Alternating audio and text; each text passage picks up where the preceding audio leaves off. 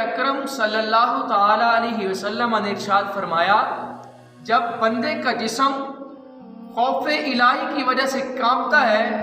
تو اس کے بدن سے گناہ ایسے جھڑ جاتے ہیں جس طرح درخت کو ہلانے سے اس کے پتے جھڑ جاتے ہیں۔